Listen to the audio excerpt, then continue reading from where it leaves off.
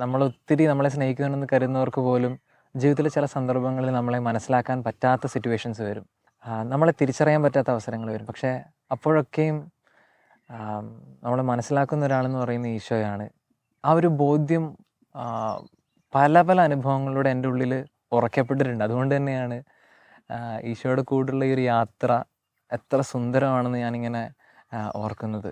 അതുകൊണ്ട് തന്നെ ഈ ഒരു ജീവിതം സ്വീകരിക്കുന്നവരാരും ഒരിക്കലും അവരുടെ ജീവിതം നഷ്ടപ്പെടുത്തുകയല്ല, വലിയൊരു ആനന്ദത്തിലേക്ക്, സന്തോഷാനുഭവത്തിലേക്ക് പ്രവേശിക്കുകയാണ്.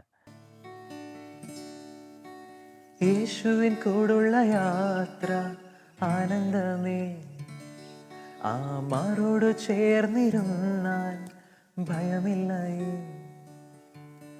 യേശുവിൻ കൂടുള്ള യാത്ര ആനന്ദമേ, ആ മാറോട് ചേർന്നിരുന്നാൽ ഭയമില്ലയേ.